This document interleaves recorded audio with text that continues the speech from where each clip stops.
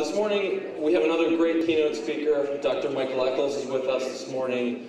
He is the Vice President of Strategic Initiatives at Bellevue University. He's also the Director of the Human Capital Labs. Quite a rap sheet on him. I've written down so many notes on here. He's a scientist by trade. Undergrad at Pittsburgh, Ph.D. from Cal Berkeley. Mathematic modeling was his he got his PhD in mathematic modeling, which is quite interesting. Written 3 books on corporate learning and development and measurement, and worked at General Electric.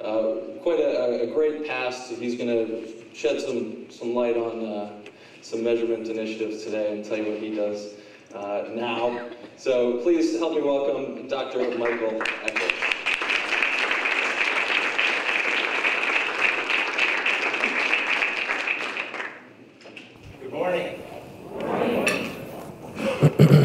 So I have some rather controversial comments to make this morning, and what I would like to do is at the end of this hour, really leave about 10 or 15 minutes to engage in a dialogue, which I think is probably the most empowering thing we can do this morning. Let me begin with this famous Pogo cartoon that I would like to use as a metaphor for what I see as the strategic challenges for our learning profession.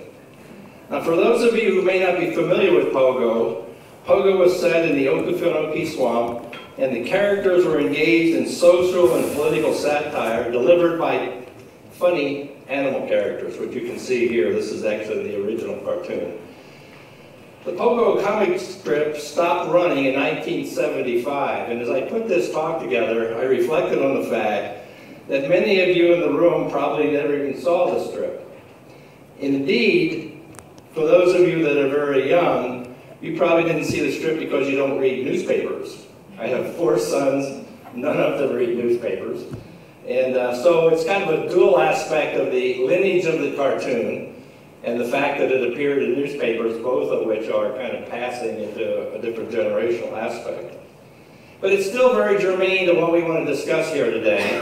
And it's a quote that I hear very often and people use, so I thought it would be kind of fun to bring it and see the original strip as it appeared in the newspapers in 1971. So, it is the quote that Pogo is saying. You see the ground littered with lots of stuff, and we're going to talk about stuff this morning. And the comment is, it's hard to walk across all this stuff, and I think that's germane. And Pogo's response is, yep, son, we have met the enemy, and he is us. And that's really going to be the theme of my comments for this morning, focused on we own the outcomes, and that's going to be the discussion. So this is a metaphor for what we are facing in strategic challenges for the learning organizations. Let me explain. And let me put this in context of a national scene today and conversations that are going on around our society. The national landscape is littered with stuff we have created. On the national level, our economy is strewn with the trash of upside-down mortgages, worthless collateralized debt obligations, and executive compensation plans that have motivated the best and brightest on Wall Street to take excessive risks with what was turned out to be yours and my money. There is little that you and I can do about these macro issues that are scattered across our path to the future.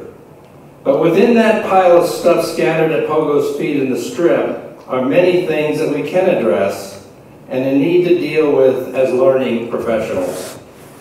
This brings us back to the central message of Pogo's comment and mine for today. Namely, we have met the enemy, and it is us. In this case, it's us in this room, it's us in our profession. What Pogo is saying that I think is important for our conversation is that there is much about the challenges we face today that is in our own hands, open to our own influence. So my goal is to give you facts and data with the intent of empowering you to have the conversation with your senior management, the conversation that has the potential to fulfill the profession's aspiration to have a seat at the table. which is another phrase kind of unique to our industry and the HR organizations that we largely report to. That is another phrase kind of in this same domain of metaphors. So here are some of the most critical facts around that objective for today. And my intent here is to give you ammunition to go back and have the discussion that empowers you in your professional activity. The first element that I want to share is that in an overwhelming number of private organizations, HR, the senior level representation of most learning organizations, does not in fact have a seat at the table. In a paper written by Edward Lawler at the well-known Center for Effective Organizations at the University of Southern California, Dr. Lawler was able to document only one senior HR leader on a board of directors in the U.S. economy. And that is Dr. David Ulrich, who sits on the board of Herman Miller. So of all of our profession that we report to primarily through HR, there is only one representation on one board on all the major corporations in the U.S. economy. This is in stark contrast with the accounting and finance profession, who have representation on a vast majority of boards of directors. Almost every board of directors has a finance participant or someone with an accounting background. So the first fact that we need to face up to is that we do not, in fact, have a seat at the table, but accountants do. And overwhelmingly, accountants do, on almost every board. So, as we face that reality, that first fact, the question is, why are accountants and finance leaders in the senior leadership positions while HR leaders are not? I would respectfully submit that the answer is because the accountants and the finance leaders measure what is important to the organization. Second fact, and you'll have lots of chance to hang on this. The second fact is that the status of the HR function in strategic decision-making has not significantly changed over the past decade. Actually, it's more than a decade. The endpoints are 2004.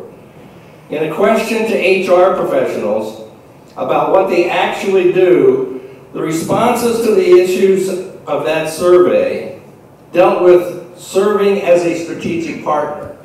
This is a survey of HR leaders, and the question was a response about the issue of serving as a strategic partner in the decision-making of the organization. What the data showed, and this is the response of the HR leaders themselves, is that the two endpoints of the survey, which were 1995 and 2004, in 1995, 21.9% of the surveyed HR directors that responded said that they in fact have strategic input. By 2004, that number had gone to 23.3%. This is from a book called Beyond HR by John Boudreau and Pete Ramstad, published by the Harvard Business School Press in 2007. This is a grand total of 1.4 percentage points movement in a decade. And this is the response of our professional leaders in HR, the ones we primarily report to. So, what the profession advocates as one of the highest priorities, again, namely this issue of the seat at the table, which we've already looked at in relative to the accountants. And the important thing on the accountants conversation is that their real reason for existence is measurement. So in our own professional reflection, what we see is, as Dr. Lawler states, one of the things we see is, as a profession, we're not concluding that we're in fact being integrated into the strategic decision-making. Related to that, and again this is Dr. Lawler's work, related to that is if we type in HR measurement into a Google search, and he did this, I hadn't done it, he did it, and we search over the HR measurement search phrase, you get over 900,000 responses.